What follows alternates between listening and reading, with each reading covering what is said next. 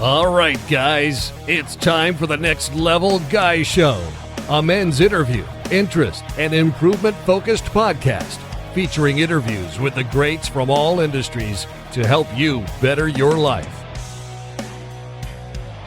Each week, a new episode features an interview with one of the greats, covering all aspects of their story, from life hacks to tips and protocols that have allowed them to live life on the next level.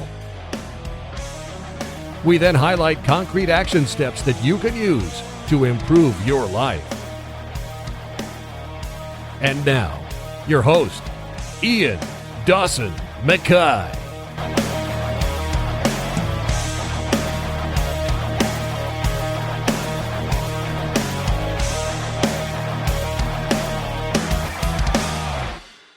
And today's guest is Adam Lane Smith. Adam is an attachment specialist and a two-time #1 Amazon best-selling novelist and a retired licensed psychotherapist specializing in trauma and attachment with experience in both clinical and correctional mental health settings. That includes his work in the California justice system, where he treated inmates facing the death penalty. Adam worked for years as a licensed psychotherapist and now focuses his specialty as an attachment specialist.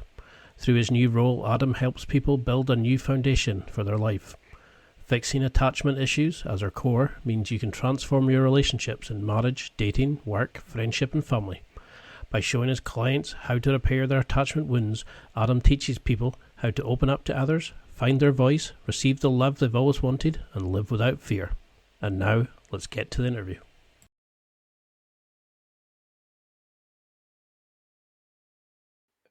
If you had to explain who you were, now you do an amazing job, you're healing people, putting them back together. How on earth do you explain what you do? Because you've created this industry for yourself and you're so successful. But why was it not already filled? And, why is there not tons of research already in this area, do you think? So I am not just an attachment specialist, I am the attachment specialist. And I've had that because I had attachment issues myself as a child and as a young man. And I fixed them back when nobody was talking about attachment. And I didn't know what it was. And I said, what on earth did I just do? Why is my life better? And what's the name for any of this? And I looked around and saw so many other people suffer too. So I went to school, got my master's degree in psychology. That was 6 years. Then I spent 3 more years apprenticing under therapists so that I could get my license as a psychotherapist. And through graduate school, they told us, attachment, here, no, this doesn't matter. And I said, is this that thing? No, don't worry about that. It doesn't matter. We just need to learn to the diagnoses here. And attachment diagnosis is only a fit for children.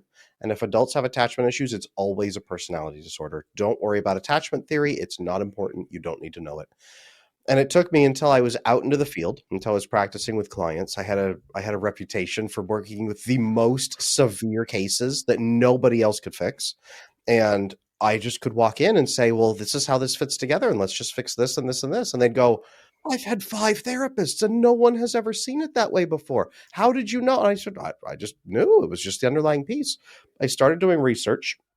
And there were very few people on earth who at the time were even mentioning attachment. And I found it, dove into it, and just grabbed hold of it with both hands. And I started training with it. I started writing books about it. I started training other healthcare professionals about it. It was the piece that clicked. Instead of an illness system of mental health, I was looking at a response system with mental health, that mental illnesses were responsive and responding to environmental issues and attachment issues. So when we fixed the attachment issues, mental illnesses, quote unquote, started to go away. And so I started training this and working with this. And I said, I want to take this international. And my licensing board said, well, if you do anything outside of the one state in the US that you're licensed in, we will treat it as therapy and you'll be legally liable. And I said, so the only way I could do this is if I take this international and drop my license here with you and just take it on the road and build this system myself. And they said, oh, I don't know. So I did it. And I said, I will become the attachment specialist across the world. I'm not a generalist with a therapy system. I'm a specialist. So I teach people where you got broken in childhood, where your ability to connect to other human beings got broken, why you didn't learn that you could share your needs with other people, why you think you don't deserve love, or why you think no one on earth is ever going to work in good faith with you, so you have to keep them out. I fix that, and I show people how to fix that in their dating, in their marriage, in their families, with their kids, and I show them how to fix that so that they can be fixed for life and then build the personal life they've always wanted. That is my passion. That's my profession. That is who I am. It's baked into me now. I love it, because like we were talking about earlier, before we started, it was almost like a therapy session. Every time I watch one of your videos, I'm like, oh, this guy's great. I love his content. And I was like, oh, fuck. He's really just he's cat into my BS, the story I tell myself. And I'm like, oh, but I've got this. He doesn't, it's like I find myself justifying it. And I can see what you meant about like depression. It's like almost learned hopelessness, a lot of it. Because I was depressed, and I remember being on tablets, and then they just stopped working after the initial high, because I wasn't dealing with my underlying issues. Right. What do you think about that current sort of healing modality, that approach of, I'm a bit down in the blue, okay, well, we'll give you a tablet. You said they treat it like a disease rather than the symptomology of the actual condition. Why do we do that? Is it easier just getting a tablet rather than the resources to give you like time to go in and deal with the bullshit, shall we say? Well, think of it this way. It took me 9 years to get my license as a psychotherapist, and that's 9 years of training someone has to undertake so that they can still be middle to bottom level of middle class here in the United States. And there's not many people who want to take on that role, and the ones who do, and the ones who are great at it, tend to go up the ladder and do other things. So it's not that therapy is useless, but you're churning out as many therapists here in the United States as you possibly can in 9-year programs, and then training them just to the Diagnostic and Statistics Manual. So you're training them to treat diagnoses without telling them what is causing the diagnosis underneath. And then you've got medication providers, and you've got all kinds of testers, and they are just churning them out as fast as they can because the system is just so bogged down with people suffering. Attachment has got worse through the last 100 years. That's been part of my work, is tracking that. But they're treating, and they're learning to diagnoses in the book. They're not learning the core symptoms. So then we really are on a medical system, a medical model of, well, what's your diagnosis? Okay, that's it. Well, we might be able to teach you some skills and try to manage that. But what we're going to do is talk therapy, where you talk through how you feel. And hopefully over time, you will figure out that you shouldn't feel that way. And then maybe it'll stop. But that's going to take a few years. So in the meantime, here's 5 different medications for some that are solving the problem, some that are solving the problem the solving problem causes. Oh, yep. And here's some side effects. By the way, here's more medications. I remember briefly, I did in-home treatment for clients who were so disabled due to mental illness that they couldn't leave their home, and other people had given up on them. And I would walk in, some of them would show me their medication lists. Some had 27 medications that they were on. And they'd say, Adam, I don't know what these are doing, but I'm on 27 medications. I said, how many are mental illness and mental health medications? Well, at least 12, but maybe more. And I'm not sure what they're for. The doctor just told me to take some. So 12 medications. Sometimes I'm on anxiety medication. How many? 3 just for anxiety. Well, is that helping? Well, no, I'm still so anxious I can't leave my home. Then why are you still taking 3 medications for anxiety? Well, I don't know. Okay. All right. Well, I'm here to help with that. And it was a system of, we will try to help you get better, but we don't know what the root cause is. So we're just going to fumble around and hopefully things will sort of get better. And in the meantime, here's medication. And there's no wonder that people give up on getting better here in the United States. It's a horrible system. I still remember that them were saying like, oh, if you get a side effect of this, we can give you a tablet for that. And you're like, well, you're giving me a tablet to heal me, but you're also then giving me a tablet to heal the tablet that heals me. And this is where I found it really strange, because as I looked into what you were putting, like your content, and as I started understanding it, like looking, going, I do that. I wonder why I think that. And, you start dialing it in and you're like, this is like some sort of secret sauce. It's like a hidden secret, like a hidden level that opens up so much to this. But if you, like, how would you define what an attachment is for somebody? Because we always think of attachment as 2 people dating and attaching themselves to each other. Sure. What's the sort of clinical definition of it, or like, how would you describe it? Yeah, attachment is the ability to connect to another human being to give and receive love. You start learning Yeah. this as a child the moment you are born. When you cry, does mom hold you? Do you get food? Do you get your diaper changed? Do you get snuggled? Do you get kept safe? Are your needs met? If not, why not? The child's brain will start blaming one of two things. Either I don't deserve to get my needs met because there's something wrong with me and I don't know what it is, but other people see that I'm not a good kid. I don't act right. I don't do the right things. I don't, something is wrong with me where they won't love me. So people will abandon me. So I got to be earning approval all the time, or I'm going to get hurt and lost and kicked to the side and no one will love me. That's Or they turn it scary. outward. That's terrifying. Or they turn it outward and they say, something's wrong with everybody else around here. Look at these crazy people screaming at each other or hitting each other or walking out or just not connecting at all. Everyone's distant. No one cares about my needs. I'm alone. I got to take care of me. I got to manage other people because they're never going to act in good faith with me. They're just a bunch of angry monkeys who are all screaming at each other, just one step away from throwing a punch. So I'm going to keep myself safe. I'm going to earn approval from other people, not so I won't be abandoned, but so that when I need it, they might act nicely toward me when I need it. So I'm going to manage other people with their feelings. That's avoidant attachment style. And then there's a blend of the two where it's chaotic and you have to be both. You have to earn approval and then stay away from people, and nothing's going to keep you safe. That's the disorganized style. And that is learned in early childhood. And it becomes a foundational belief about how the world works and how you relate to other human beings, all human beings. And then you go out in the world and you never question it because gravity pulls things down. Water is wet and you're an unlovable piece of garbage that no one could ever accept, or everyone else is a faithless creature that is never going to work in good faith with you. So you got to manage everybody. Why would you challenge that foundational belief like gravity? You just don't. You live your life. And then you hear some guy on the internet say, hey, there's this thing called attachment. And most people say, nah, he's living in a fairy tale. Like, you can't really have a life where you trust other people and you're open and connected. That sounds pretty stupid. What is this guy thinking teaching me this? Then they start leaning into it. And they start, just like you, they start saying, well, maybe there's something here. Well, okay, maybe it shouldn't be this bad. Maybe this guy has something, but maybe it's just him. Maybe he's just weird. Let's watch him for a while. And then they reach out to me, and then they want to talk to me, and then they want to learn things, and it slowly transforms into this belief. Hopefully people listening to this podcast right now are having that moment of, maybe there is something here. Maybe I'm unhappy because I learned the wrong lesson. And I'm never going to get what I want until I unlearn it and learn to connect to a couple of people that I can trust so I can get my needs met and have and give and receive love the way I'm supposed to. That's attachment. It's amazing that I didn't you can identify things that we do, bad events in our past and stuff like that. And at no point do we think that shapes our future. That is what's causing us to go for that certain kind of girl that looks like the mother, or get guys that are like her fat, because we always hear that it's like, oh, girls go for a guy like their dad, guys go for a girl like their mother, and it's like,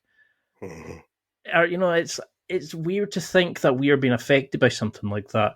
And I remember reading, going, it's maybe it just makes people a bit weird or whatever. But you're saying that some people will go out and have more sort of like loose sex because they're looking for that connection, but they're looking with guys who are not interested in the connection. It's like how people are, like, they're acting, their habits, how they'll maybe be completely lonely, or they won't find true love because they always need to fix somebody. And I was like, whoa. And I was looking at my relationships going, oh, okay, that's that. I'm acting like that. And I was like, oh, dear God. So how do we know from a starting point? Should we look at our previous relationship? Should we go, that was that, and I was connecting with her because of that? How do we even know what's like healthy and what's good? Is it worth looking at our previous relationships, or should we be looking at the future? I mean, what's a good starting point for this? Good question. I have a lot of people come into my coaching for this, and they ask me the same. Like, all right, Adam, you've convinced me that something about attachment is real, but how do I know what I'm doing, and how do I know where my styles are? I say, okay, and I'll walk you through what I do with them. I say, tell me about your dating practices lately. We only need to know enough to get an idea of where you're at, because the work is going to be, all right, in the future. Like you said, let's build better relationships for the future. But where are we at? What do you usually do? Do you seek approval? Do you go in like a nice guy syndrome? Do you go in and you rush in and you tell the girl, you're like, oh, I'm going to take care of everything. I'm going to do this. I'm going to make you happy. I'm going to do this and this and this. And you do all these things to earn her approval, spend all this money on her. And you never, never, never, never, even when she's your girlfriend, ask her for anything. You just do 10 nice things for her and hope she's going to do something nice back for you. And usually in the bedroom. You hope she's going to rip off your clothes, drag you to the bedroom like a wild jungle predator and have her way with you. And when that doesn't happen, then the guy gets more and more like frustrated and resentful. Like, I'm trying so hard, all the things I know how to do to be good. And why aren't you rewarding me? And that will destroy his relationships over time. But usually what he's going to do is then find a woman who's more distant, more avoidant. And she's disconnected. She won't share her needs with him. She doesn't know what she wants out of him. She's just kind of managing his feelings. Women who have anxious attachment style chase men with avoidant attachments. It's a constant cycle, the two of I crave approval, but I'm afraid to ever get close because I feel like I don't deserve to be loved. And then chasing somebody who's never going to give you their full approval and full connection, but will make you feel good most of the time and then withdraw. So then you panic and feel like it's your fault. So you chase them. Then they panic because you're chasing them, about to smother them. So the avoidant person runs away and they end up having an affair. Usually it works for 6 to 12 months. It works out. Then it starts fighting. Then they'll start fighting. Then they'll start having problems. And they'll start talking about commitment. And then the avoidant person gets scared. Then they start running. And then they'll have an affair usually, or they'll be looking at all kind of graphic material online, or they'll just ghost, or they'll get out, and then a 2-year relationship goes down the drains. And the other person says, what the heck did I do wrong? I tried to do everything right. I earned so much approval, and I never asked for anything. Well, yeah, that was the problem. You could not be open and honest with the other person about what you needed. You didn't share your needs, and they didn't share their needs if you stopped and listened to it.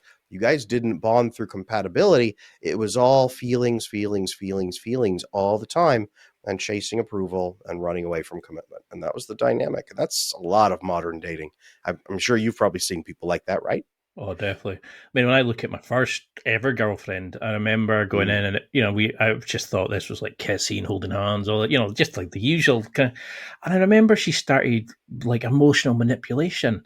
It was always your fault. She always had to have you away from friends. She always had to have you away from, it was like, it had to be her, like the whole world, and nothing was ever good enough. You were always flirting with the barmaid. You're always flirting with the guy here, and like we'd be in a restaurant with friends, and she'd be like, "Oh, you're flirting with like the waitress or whatever," and we dated on and off for a few years, and I was like, "What the hell?" So when I went with my second, who was like my true love at that point, and I remember her being really affectionate, and she was holding my hand. I would get back in the bed at night, she would kiss me, and I'd be like, "What?"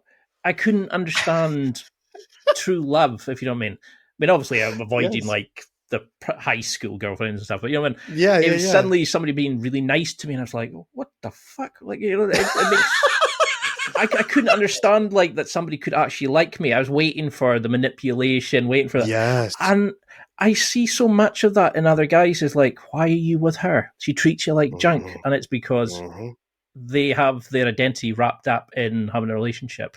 Do you see a similarity then in guys coming to you, like middle children who are always the eldest child is the favorite, so they've grown to being shock jocks to try to get attention, or the youngest because they've been controlled, telling them that healthy relationships, stay away from guys, you'll be my little princess, so they never go and meet guys. Do you see similarities in these sorts of things?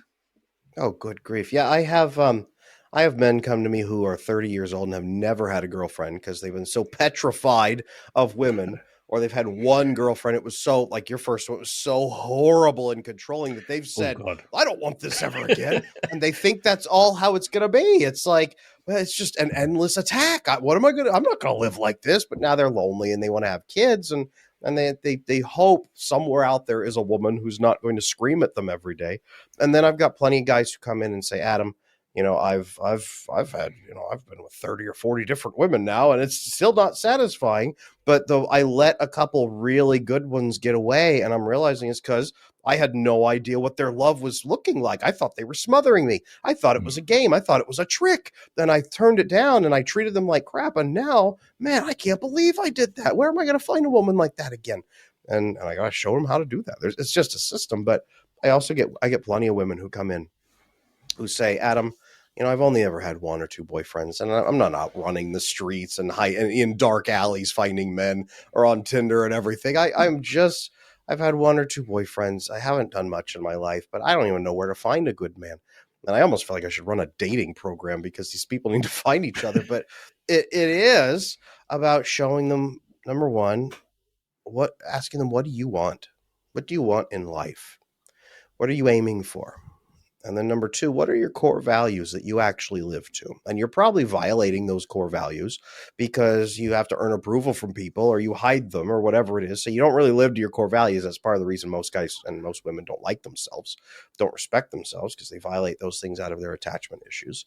But then you take your life goals and your core values, and you start dating with those as your filtering criteria. And you start matching real compatibility based on those, instead of who is giving you good feelings. And then as you match with compatibility through good values and through principles and life goals, then you work on the first couple of dates. And I have a program for the first 3 dates. Then you filter out if you guys are a good match for commitment. And then you can get committed, and you filter out who is right and wrong, and you filter them out pretty fast. Then through the first month, through the first 6 months, for the first 12 months, there's different steps you got to do to make sure you guys are a right match. But it is unpacking some of that baggage and saying, okay, you're being nice to me, and I'm really suspicious. Like, where's the knife? Where's the camera? Where's the hidden camera? What show am I on? Why are you being this nice to me? It's learning to get through those and having those conversations and working as a team. And guys, whoever's listening to this, all 6 million of you, please don't just settle for the life you've had. Understand that it's a system. If you know the system, you can win. The system is not go on Tinder and find and match with 6 trillion women and hope one of them will go on a date with you and she's magically a great unicorn. Just learn the system for finding those women who are quiet and at home and date them. And women out there who are looking for a good man, there's places to find them. You're just not going to find them at a bar, and you're not going to find them if you just stay home in your slippers all the time either. So I just want to throw that piece in there because so many people are giving up, man. You know what I mean? Oh, I've definitely become like that. Like I turned 40 recently, and I remember thinking I would have been married by now. Yeah, I'd have had kids by now. I just always assumed, and I would spent so long taking this passion project where I thought, like the podcast, thinking it's just going to be a bit of fun, to suddenly I can actually do something to help people with this. And then I was thinking, I'll go out next week. And before I know it, I was, and I remember watching one of your videos where you said that relationship that you loved, that gave you so much from it, it's probably still affecting you now. And I thought, And then I remember back to COVID. I dated we'll call her, years ago, but 15 odd years ago. And we were only together for about 8 months or something like that. And I can remember getting such a high from her. We were so compatible. We did so much together. And she was one of the few people I've dated. I thought, I'm going to get married. And now suddenly COVID hit. And I remember sitting in feeling deeply lonely. And all of a sudden, this memories of her picked up. And now anybody I date since, I judge them on her. And it's almost like I've given up because I've never found that again. How do we start unpacking that kind of baggage? How do we start looking, going, oh, that's holding us back. That's the thing that's stopping us being social. How do we get to even convince people that it can change? You don't need to give up. Man, the biggest thing is just getting the information in your head, number one. So thank you for having me on this podcast here, for doing this. This is when people will hear the podcast, thank you, or they're on YouTube or they're on TikTok. And I just had a video hit almost 1 million on TikTok where I was teaching guys how to get their girlfriend to pick a restaurant to eat at instead of saying, I don't care, you pick. That endless gladiator death match of figure out where to eat. When people hear about it, they do. They just like yourself. They start off, and then it's in your head, and then you experience something and click, ooh, wait a minute. And the evidence starts clicking, and you start stacking it up in your brain. That's the biggest answer for most people. Now, I will say that people with anxious attachment style who believe that they are human garbage and don't deserve to be loved, they pick it up pretty fast. The first time I teach them about attachment, they go, oh, it might not be my fault. And then they just like grab on with both hands and they want everything they can get all at once. People with avoidant attachment, I don't know, man. What's this guy selling? Is he gonna sell me on a package to fly to his house? He's gonna take out my kidneys. Like, what's this guy doing here? Like, love can't be this real. And they think I'm Mr. Rogers come again in the flesh. And it takes some time, but as they work through it, they start making a couple key changes and they identify what was it about that person that kept me stuck? What was it about that person that I miss? What was it about that person that felt good? Usually, if you're stuck on an ex and you're thinking about an ex, it's a magical little hormone in your brain called oxytocin. Now, oxytocin is something we are very deficient in if we have bad attachment. Oxytocin does a ton of things in the body for men and for women, especially for women, but men too. One of those things is reducing pain. One of those things is helping to reduce through gamma aminobutyric acid. That's an inhibitory neurotransmitter that oxytocin helps us release, and that stomps down depression and anxiety feelings. It helps us to produce melatonin to sleep more peacefully at night. So pain suppression, stress suppression, depression suppression, better sleep, everything starts flowing from oxytocin. But if we don't get good love, warmth, bonding, nurturing, openness, acceptance, trust, security in our relationships, all the things that secure attachment would give us and that we don't get when we're distant from people, then we start losing all of those benefits. And we think about that one time that we got it from that one person. Mm-hmm. And usually the most manipulative people are the one that can give you the oxytocin the most. They get in a relationship for about 7 or 8 months. Then they do something called love bombing you. They saturate you with oxytocin at the beginning through attention and care and words and promises and hugs and sex and everything imaginable. Then it's this incredible flashy chemistry because it has to be for what's going to come next. And then it usually falls apart. 6, 7, 8 months in is usually where it starts falling apart. But they flood you with oxytocin. You've never got it before. And it's like heroin. It's like opium that you're born addicted to and you've craved it all your life. Then now you can't stop thinking about it. And you think about that person for the rest of your life when you're lonely, when you're hurting, when you're lost. This is why people go back to their bad exes. And this is why people stay with a bad partner. It's because they've been addicted to that person through oxytocin.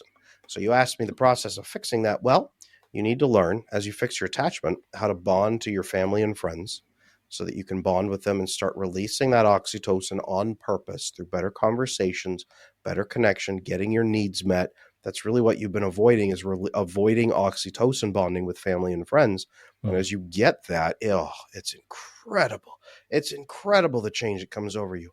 And then when you go back into the dating pool, here in the States, we have a saying, never go grocery shopping hungry, right? Because You're going to walk in, you're going to grab junk food off the shelf that you're going to take home, you're going to eat it, and you're going to gorge on it, you're going to fill up, it's going to feel good at first, and it's going to make you sick over time. Same thing if you're starving for oxytocin. Never go dating starving for oxytocin. Same thing, you're going to pick up junk food that's going to make you feel really good at first, and then going to make you feel sick over time. Fill up with oxytocin with family and friends, then go out on dating, build real compatibility, and then slowly build oxytocin bonding in when you have the right person that you can actually trust. That's the right method for getting over an ex and for grabbing the right partner. Because you've got this great video about loving yourself, how it's like the most important relationship. And that's something like my mother's always said is, you have to love yourself in your own skin before you love somebody in theirs, and I never really understood it till I realized like how much I always tried to help people. Like I always tried to give back. And then I understood my attachment style was I was the one that tried to fix people. I was the one that tried to help them. I always wanted to do things. Then people were talking about like love language styles and all that. And I put up with a lot of crap. Probably I should have just gone, nah, it's not for me. How do we start saying, okay, right, we're falling in, we start loving ourselves again? How do we start before we get to a point where, like take me for instance, like I'm like one of these guys who admits that they probably don't have many friends. They probably don't have many close friends. They've got acquaintances, but maybe they don't have that social life. Maybe they've moved to a new city like I've done recently. Maybe they've gone to like they've lost their former friends because they come out of a relationship that wasn't right for them, and it was their relationship friends, not their actual friends. How do we start building that again? How do we start being social? How, without hunting for the dopamine hit? How do we find the oxytocin? I was about to say, how do we find oxy? But I'm sure that's a drug. Yes. But how do we start loving ourselves enough to realize we deserve better? And start fixing that before we start being social again and meeting new people. Absolutely. Good question. So, number one, it's very common for men with attachment issues to not have close male friends like that, because female friends we can at least kind of manage and get around and socially. They're not going to push us. They're not going to, they're not going to call us out on things usually. Male friends are harder for men with attachment issues because they will push us. There will be friction. It will be uncomfortable. There will be tension. There will be confrontations. And attachment says every confrontation is death. So don't ever confront, don't ever do that. That's what a lot of men are dealing with. So getting out there and building friendships, it really begins, like we talked about a little bit briefly, finding your core values that you've been violating that make you not like yourself very much. Honesty, integrity, loyalty, courage, compassion. Where are you falling short? Usually honesty is a big one. Where are you falling short for the sake of staying safe or the sake of getting approval from other people? Usually not telling the truth, usually being a dishonest person, and they hate it. Okay. All right. Let's start there. How do you feel about that? Well, I hate myself. Okay. Could you really feel any worse than you do right now? No, I hate myself. Okay. Well, then what if we took that and started showing you how to open up to other people and just be a little bit more honest? When you open up to two people in your life, let's just find two. Right? Your sister and this guy friend that you've had forever that you've never actually opened up to. Let's do that. Let's connect you to those people and have a couple clear conversations about how to open up. Okay, so you don't have two people. Well, let's find you some people that are going to connect with you based on those core values. Let's get you connected. Maybe if you're religious, let's get you connected to a more religious group, and not just sitting in a pew on Sunday, but maybe you join a men's group at your church, for example, or something like that. Maybe you'd go out and you take a dance class, or you go out and you take cooking classes, some community event where you're going to be in a class learning skills with other people, and you're going to be meeting them and engaging with them. And then 2 or 3 times in, you could say, hey, you know what? I've enjoyed my interactions with you. Would you ever like to spend time outside this group together? Hey, all right, that's pretty easy. Now you have something that you could do as friends that isn't sitting in a pub drinking. Cool, let's do that. You could hang out and cook at home instead. Great idea. Building that out, though, that is how you slowly do that process, is by finding people who share your values, by finding people who are lonely, by finding people who are doing your hobbies or interests, even where we're in a group setting, and then by finding your respect for yourself by refusing to violate those values anymore, and then choosing to open up to a couple people about even the insecurities that you feel. Just, hey, heads up, you may not know this about me, but I'm a pretty anxious person. And I have a hard time opening up to people, but I'm working on being way more honest. So if I have something I need to say, is it okay if I say that to you? And can we have an honest relationship together? Can you still be my friend knowing this about me? Ooh, that's terrifying for most people to have that conversation. Definitely. But if you have that with your sister or with your best friend or with your partner or whoever you might know, if you have that, that's what I call the I'm an anxious person speech. It pops you open. And it gives you some oxytocin when they accept you. They say, yeah, of course. I already knew this about you, but yeah, of course I'll accept you. Oh, oxytocin. And then as you do it again and test them again next time, and then you're a little more honest next time than you normally have been. You're a little bit more honest and you open up and you say, hey, hey, I actually need this. Could we do this instead? This would make me really happy. Yeah, we could do that. Or, hey, I have this problem. Could you help me? Yeah, I'd love to help you. Oxytocin again. And you start getting those oxytocin releases. And then you open up and you have some deeper conversations and you share a little bit more than you normally would. Then you panic and you don't speak to them for 3 weeks. But when you speak to them again, okay, it turns out they actually liked that you opened up and they didn't hate you for it. Oh, okay, good. And then you open up and you start building that oxytocin bond. And then nature takes its course. And your brain says, this feels incredible. Let's do more of this all the time. And it starts leading you in that direction. So it's easier and easier and easier and easier till eventually you're doing it without thinking about it. And you feel wonderful and life has changed. That's the process, my friend.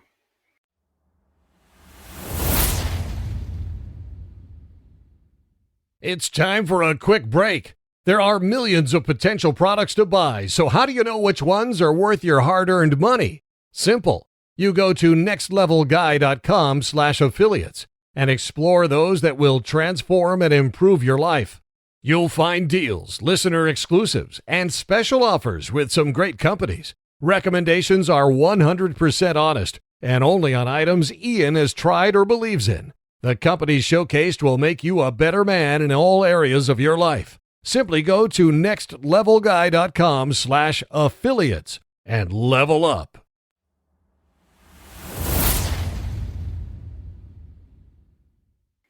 I love it. I love how it removes the terror from it, because I remember my mom not my mom, sorry, a guy at school used to say to me, I hate Ian because he would go out and he can make a friend wherever we go. He's always me. And then I can remember thinking, when did that change? When did it change? But when I wasn't social, when I couldn't connect with people, and I would look back and it was like that relationship, I became a different person because I put up with stuff, and I was like, whoa, And then I was watching your videos about like finding like true love and connection, and you were attaching to this style behavior. And I was like, whoa, that really just, it opened up so much, and then it got me excited. But what level of initial resistance should we expect? Is this fear of being confrontational? Is it fear of... Oh, it's sheer terror. Oh, it's sheer terror. Because you think this stretches back to 1-year-old, 2-year-old, 3-year-old. Think of a kid who's 2 years old, and they truly believe no one will ever love them. And if they ever get revealed as a worthless piece of garbage, people will abandon them. Well, that child is going to die. Or if the child says no one is ever going to act in good faith, everyone's crazy and they all hurt each other, I don't want to be around these people. Well, then that child thinks they're going to die if they ever get exposed. So you are going to go out in the world. Now, your child's brain, it welded abandonment or being found out or being exposed with death. It connected those in your brain at that age, and it has not unwelded. That's why the anxiety is there all your life. And the closer you get to being exposed, the closer you feel, the more you start to panic. As you do this, you are now going to do the one thing your brain says, this will kill me. We're going to die. And your brain freaks out because you are now going to get yourself killed over something as stupid as trying to bond with someone who loves you. And it's you're going to go do this, and your brain will freak out at you. And I have a very dear friend that I walked through this process with. His name is Andre. I did an interview with him on my YouTube channel about how he got me started, and he runs the creator talent agency that runs my brand and helps me now. But I remember walking him through this, and I said, "Hey, buddy, you need to go open up to your friend, to this other guy." And he said, "Oh no, I don't. I'm pretty sure that guy accepts me." I said, "Pretty sure?" He said, "Well, yeah, I mostly think that he likely does accept me for the most part." And I said, "Buddy, do you hear all those qualifiers that your brain thinks he might, but you don't know for sure? And that's where the terror is coming from." Well, okay. And he tells this great story of he went there to his friend, and he took his friend out on the balcony and said, "Hey, come out on the balcony. I want to talk to you." And his friend said, "Oh, okay." So he went on the balcony, and they were standing there, death silence. He's trying to open up to his friend for the first time. And he said they stood there in deathly silence. So then he couldn't do it. So he went and said, "I'll be right back." He went and he pounded 3 shots as fast as he could. Then he came back out, then stood there and just more deathly silence.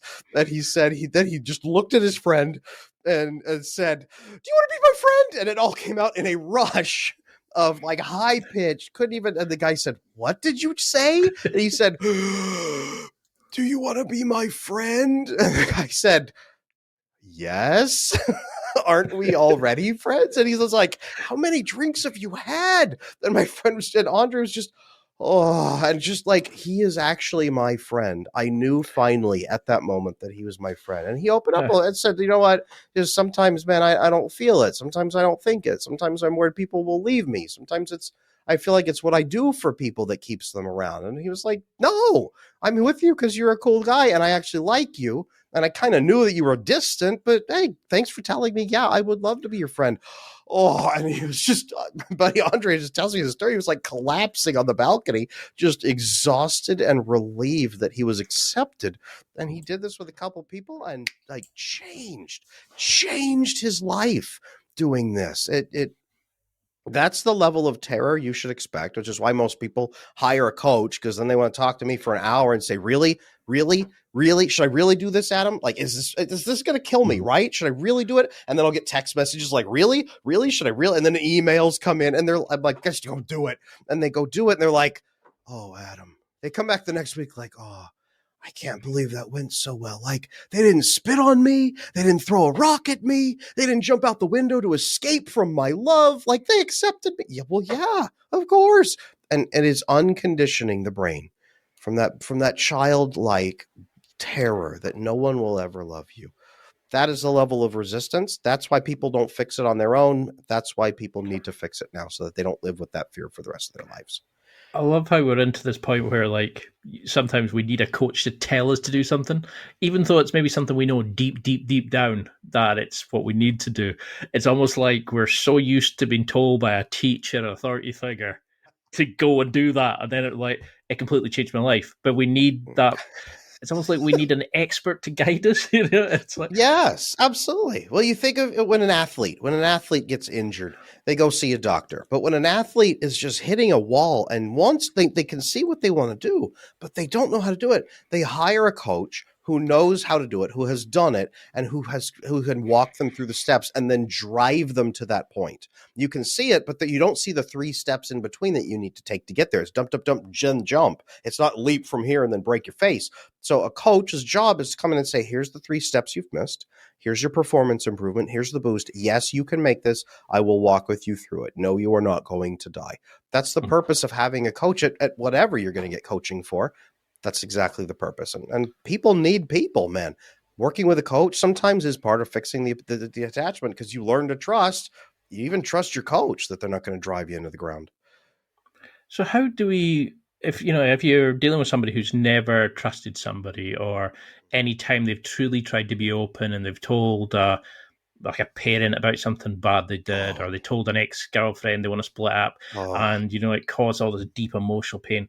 How do we learn to be open like that, or phrase how we're feeling? Or because a lot of guys kind of like, want to watch the game? Yeah, cool. Want a beer? Yeah, cool. They've never had that. Oh, I'm worried about feeling lonely. I'm like that kind of deep level. People will go, oh, no. How do we get? Yeah, don't do that. How do we phrase this initially, like loneliness, depression? Was it something like 72 people are killing themselves a week? Guys are meant to be strong and tough and deal with all their stuff their own. That bullshit that's holding people back. How do we start being more open and vulnerable in our communication to do these kind of conversations? Good question. Oh, great question. Because men come into my coaching practice and they say, all right, Adam, I've heard you say that you want me to be vulnerable. I would rather die. I say, all right, what does vulnerable look like to you? Well, to most men, being vulnerable and sharing their pain and sharing their experiences means I'm just going to sit there. Then I'm going to sob uncontrollably, and then I'm going to lay on the floor like a child and try to tell this person how sad I feel. And then they're going to look at me, and then they're going to spit on me, and then they're going to walk away because they don't know what to do about me, and they think I'm pathetic. Yeah, if I wouldn't want to do that either, if that's what vulnerability was. That is being pathetic. That is falling apart into pieces and having no purpose. Yeah, don't do that. Don't do that. Here's what you do, men. Have a solution-minded approach towards sharing your vulnerability. So like my buddy Andre did, right? And like I train men. You go in and you say, all right, buddy, hey, I want to run something past you. You alert them. I want to run something past you and get your feedback on it. So you let them know that there's a purpose of what you're doing and what you want from them. I want to run something by you. It might be a little mushy, just bear with me. I'm trying to get feedback and work through something. Can I get your help working through something? Yeah, of course. Yeah. And they'll take a sip of his beer. Of course. So you say, okay, here is something I'm dealing with. Here's what I've learned, blah, blah, blah, attachment, feelings, all the stuff that you got to talk about, whatever it might be. Here's my feelings. Here's these challenges I'm facing. Then you lay out what you expect, why you're sharing this again, and what you expect from the other person, what you need. Here are these problems I'm facing. Here are these things about myself. To get through this, I've learned that I need to open up to people on purpose and get acceptance from them. So the reason I have shared this with you is just to hear from you in your own words. Can you let me know, can you still be my friend knowing this about me? And if so, cool. What do you expect from me in our relationship so that I can calm down and not worry about abandonment or messing something up or destroying our friendship accidentally? What do you need from me? And can you still be my friend? And you make it that clear and concise with a purpose and with exact instructions of what you need from the other person so that it is solving a problem. Then you can respect yourself because you're going into this to solve a problem. The other man is going into this, or woman, or whoever you're working with is there and knows what to do. You're not just on their lap and they're like, what do I do? You're telling them so they won't react awkwardly. And then there's a magical hormone called vasopressin. Actually, I think in the UK they call it vasopressin. I've learned that surprise one. Me. Tomato. I've learned that one. Vasopressin is the bonding hormone released when we solve challenges together and accomplish a mission together. Okay. Then by doing this, men or you will bond with him and he will bond with you by solving this problem together. You will actually be bonding better while having that conversation. So it's oxytocin and vasopressin at the same time, bonding together, the two of you, so that you come out of it tighter as mates instead of just like, well, whatever, it was this dumb conversation. You actually trust each other better. And then he can reciprocate later on, say, hey, remember you talked about that thing? Yeah, I think that might be me a little bit too sometimes. Okay. That's how that game goes. Go into it with a plan, explain the reason, explain the problem, explain the solution, ask them for their assistance in solving that problem, solve it, move on with your life. That's how you be vulnerable to somebody else. Vulnerability does not mean just crying. Vulnerability means sharing something painful and asking for assistance in solving it. That is what men need to remember. I love that. I love how you're not one of these guys who just talks around the subject or like high up in the clouds. You give concrete action steps of like, here's the framework, here's how to do it. It doesn't really change. You're just, here's how to avoid slipping back into your old programming. You can do it if you do this, this, and this. And I think, was it your Twitter? There was a Twitter chain that you put on, and one of the comments was about people who had made a mistake and it was like eating them up, it was destroying them. And I know a lot of guys who write to me and said like, I did this, I did that. I remember one of the guys I spoke to, he was on about how in prison you're just treated as a number. You're never a person. You're just going to be a bad guy who's done a bad thing. And, that's it. You're going to be in jail for the rest of your days back and forth. And he was saying that just getting somebody to write a CV would change their life. Just getting somebody to do a job application for them, because it would open them up that there was somebody who cared. How do we come to terms with, I don't know, like say somebody's done something like an assault or I was going to say, I don't know, like that kind of thing, but it's eating them up. And then they attach themselves to that thing of, I'm unlovable, I'm never going to meet somebody. Maybe it's something they've never been caught for, and they can't go to their mother or their sister or whoever and say, I did X. How do we come to terms with that? Because I find a lot of guys write to me and say, I've got secrets that I can never tell. And I'm like, it doesn't make you a bad person. You did a bad thing, but it doesn't make you a bad person.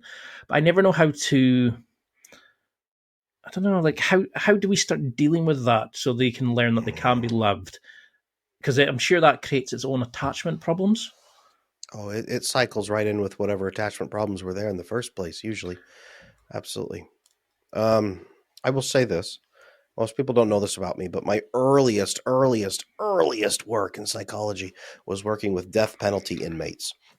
People, I was placed in one of the worst facilities in the United States for people up for the death penalty for multiple and most hardcore, brutal murders you can imagine. So I was used to working with people who had murdered people, and many of them did repent, and they were truly horrified at what they had done after the fact.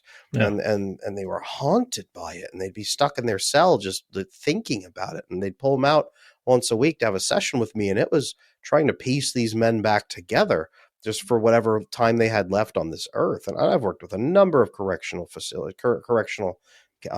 cases and inmates and former inmates and all kinds of people who've done wrong things and truly were sorry for them, but were haunted by them. So if anyone listening to this has killed less than 10 people, I have experience working with people worse than you. So this is what I tell them. Number one, this won't make it easier, but it is a truth that needs to be acknowledged. If you are horrified by what you did, then you are no longer the kind of person who could do what you did. You are now a different person. Keep that in mind, as horrified as you are by that experience. If you would rather die than do it again, then you are now a person who would rather die than do what you did. So you are already fundamentally different than you were then. As far as living to it and making amends, there is something called living amends is the only real thing that you can do. Make what you did mean something so that someday, if you meet that person or you meet their family or you meet them in the afterlife, you could say, here is the story did not end there. Here is what that did for the rest of the story, for all the people in my life, all the people I met, all the things that I did were impacted by it, and it meant something. I am not here to say it made up for it, but it meant something, and it brought so much good to other people. That is even further proof that you have lived a life around goodness instead of a life around what you were. Now, you could give up. You could just say, there's too much work. I can't undo it. No, you can't. But what you can do is take that thing that happened and help 10 other human beings across the course of your life, whose life is fundamentally better because of that terrible thing that happened. You can transform 10 other lives in any fashion. 10 other lives, change their lives, and it doesn't make up for the one life you hurt, but it means something. Live to that purpose until the end of your life and help as many people as you can so that you can hold your head up, and at least then you have a chance to forgive yourself for the goodness that you did for those people, and maybe you'll receive forgiveness from the person that you did that for because it meant something. I love that, because I was always amazed that these guys could write to me, but they couldn't tell the person that was closest to them, And I mean, we've all done stupid things and bad things, and and it's getting to that. It was getting to that point of they were like, well, I don't see myself as valuable. I may as well just jump off a bridge. And I was just like, and I probably wasn't as great as helpful as I could have been now after interviewing amazing guys like you. And I remember Rob Kelly, Dr. Rob Kelly, addiction specialist, he was saying this, I don't want to know what's bothering you. I want to know the stuff that you're taking to your grave, the stuff that's destroying you from within. And I remember thinking, I could never tell him what I did. And I'm sure he probably knows 50, 60, 70 bad things, worse things, and it's I mean, I love how, in your work that you deal with that sort of level. You show people that no matter where your starting point, you have a good start. You can have a good finish point. But why are things like pickup? I know you're not a big fan of pickup. I initially could never meet girls, and I was got into it, and you get told how to do things. You get told how to do this. I then realized I was being a caricature. I was being somebody else. I wasn't myself. And girls saw through it. I was inauthentic as shit. I was ruined at it. Why is pickup? Why is these threesome apps and all these sorts of things, polyamorous relationships? Why do we fail when we go down that road to find connection, the easy sex, the going and meeting girls in clubs that are blazing, and I'm not going to date them, but I'm going to sleep with them to get my fill. And why do guys like that always become genuinely unhappy? Why is pickup like that a bad thing? If you start with the belief that you can never truly connect to another human being, and that your entire world is going to be a series of transactions of, I'm going to make other people so happy that they will either do what I want or they won't leave me, your whole world comes down to a ledger sheet about how much you have done to make other people like you and just pushing buttons. The whole world then feels like a video game that you can never stop playing because you have to keep everybody's meters full everywhere you go. It's exhausting. When you learn pickup game and red pill and stuff like that, it's just a different system. It doesn't teach you to stop and connect human to human with a woman and build an intimate, loving bond. It says, do these things and it will make her, wet all over the place. And then she will just be crazy for you and she'll drag you into the bathroom. And then she'll pull in 5 of her friends and you'll be under a pile of naked women before you know it. And it's not, that's not how humans are supposed to work. So no matter how advanced you make the video game, no matter how fun you make the video game, At the end of the day, you are just a man living and pushing buttons and getting fake rewards that just plunge you full of dopamine but give you nothing. At the end of the day, you don't have human contact. You don't have human bonding. You have no human impact. You have no human legacy. When you die, you will have left behind a bunch of naked women who will move on to the next guy. And that's it. You don't leave behind people whose lives are fundamentally changed. You don't leave behind people who say that was a man of honor, and because he lived honorably, I will live honorably. You don't leave behind kids or adopted kids or nephews or nieces that you helped raise into adulthood. You don't leave behind lives transformed. That's human impact. And when you just chase endless feelings, there's nothing. That's hedonism. That's pointless. That is not a life. That is a simulation. That is the simulation model of a fake life with no connection. So men who just chase simulation, they're never happy. It's only when they stop and connect and build deep, intimate connections with family and friends and a partner who loves them. That's the only time they really find true fulfillment.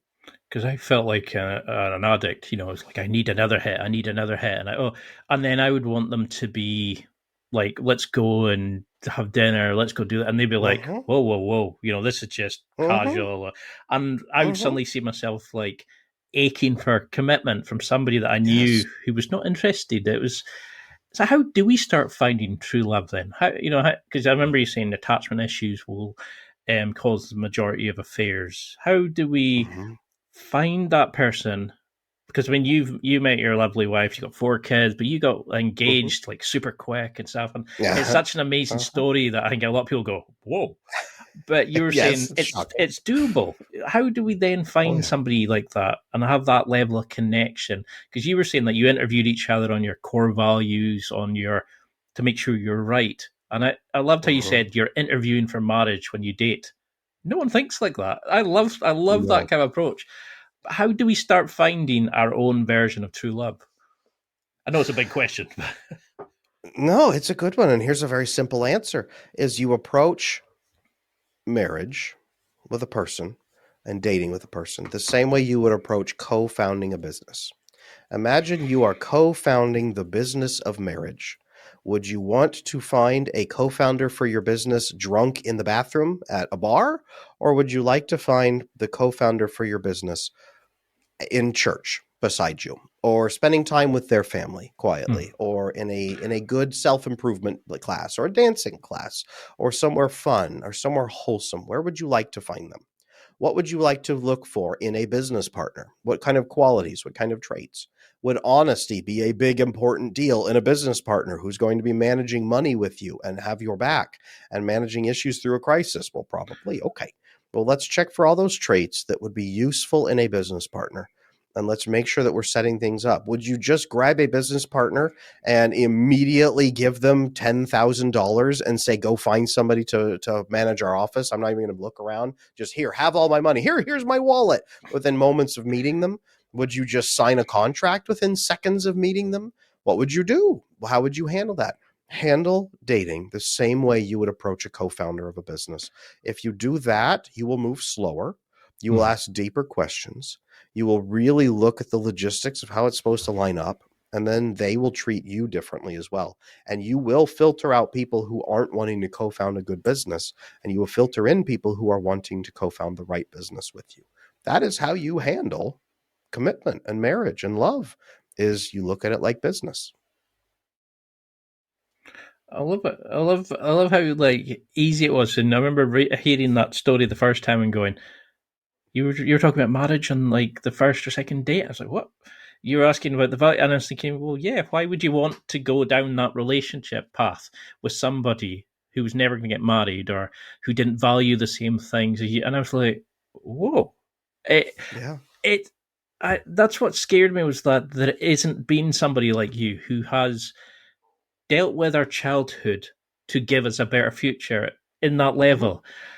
And I mean, are you okay for time just now? So I know we've been talking an hour. Sure. I've probably got another 10 minutes, I think. It feels like 10 minutes, honestly. I can see how you've changed lives. So we've definitely got to get you back on. But what what skills would you want to give the future generation, the kids, the nephews, the new dads to pass on to them? How do we start improving society after just, generation after generation to make kids better? Absolutely. So I have a vision for the next 100 years of how this is all supposed to go. And, obviously the world's just going to fall right in line. But I'm raising my 4 kids. And the biggest skill I teach them is good faith actions in other people, to give good faith to other people, and to expect genuine good faith from other people, by and large, and to cooperate with people in that regard. Good faith and cooperation. And if they can do those 2 things while filtering out the extreme cases who won't work in good faith with them, that is how people can rebuild this world. Because if you have good faith with other people, then they can trust you. If you believe that they will have good faith with you and know how to filter out the extreme cases who won't, then you can by and large be relatively open with other people, talk about your needs, ask for their needs, meet each other's needs, and take care of each other. And if you can cooperate, then you can accomplish more things together than you could ever accomplish alone, ever. And that good faith and cooperation is the absolute mandatory piece that we need to rebuild this world. Because when you look around, nobody's cooperating with each other. Nobody is giving good faith, and nobody is expecting good faith in return. Those are the 3 biggest problems right now in this world. If we fix that, that's when it starts coming back together. I love it, because I'm an uncle now. My sister's got 3 young kids, and I can see them changing. And thankfully, they're both both of the nephews are outgoing, and they're going to want to take on the world. And I look back and go, how can I make sure they never end up like I was? What can I impart on them? How can I inspire them? And I love how there's that level of your work, as well as how we can stop passing our BS on to the next generation, how we can help and how we can inspire kids and stuff like that. I'd love to have you back on and do a round 2, because I think we're just scratching the surface and so much in this. But what would you want people to take from this as a kind of like a message from this? Is it that your childhood is affecting you, and to deal with that baggage for better success in the future? Or what would you want them as a message for this or podcast? That's a good one. I will shift toward the future instead.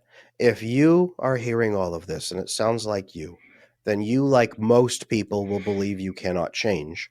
And that is the one message I want you to take from this, is that no matter where you are at in this believing, no matter where you are at in hurting and feeling alone and feeling that you don't deserve love or that you'll never find love, I want to tell you, I work with people in their 70s who are changing right now. I want to tell you that I've worked with people who've killed multiple people and still find that pathway through and change and build a better life. I want to tell you that I work with people in their 60s who say, I never had kids and I don't know what the purpose of life is now, and we find it. There is never a point where it's too late, as long as you are breathing. If you just believe even a tiny amount that you can change, and you get someone who can guide you through the steps and you find the solutions, that's all you need. You just need to understand what to do, and you can do it. You can change, and you can find the better pieces and build a better life no matter where you are. So if you feel like it's hopeless, please don't feel that. It is not hopeless, not by a long shot. I love that, because we guys sitting just now feeling that, and I love how there's guys like you out there who are giving that hope. You're giving that teaching, that ability. So until we can get another one, how would you want people to follow you? How can they use the things like the attachment circle? Because you've got fantastic videos on finding purpose and, get inspiring and relationships and all this amazing stuff. How do we start finding all the good stuff that you have? Thank you for that. Yes. So my website is Adam.Smith.com. That's Lane like a road, Adam Lane Smith. I am best found a couple places. On TikTok is a good place. I'm at Attachment Bro. I've got something like 300,000 followers on there right now. I got a video hitting almost 1 million on there. I do live streams on there all the time. I got my YouTube channel at Adam Lane Smith.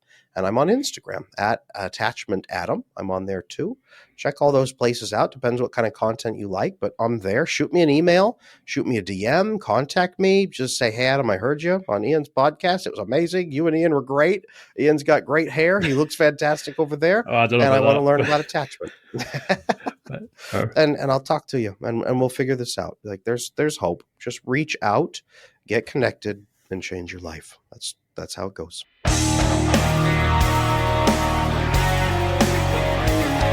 Well, that's it for another week, and thank you for listening. It's now time to take what you've learned and use it to develop and enhance your life with the key points mentioned. Listen, try it, embrace it, use it, and crush it. Now's your time to hit that next level in your life. If you liked this episode, then please leave a comment on the show notes or a review of the show on your podcast platform. Everything helps evolve the show. Until next week, keep seeking the next level in your life.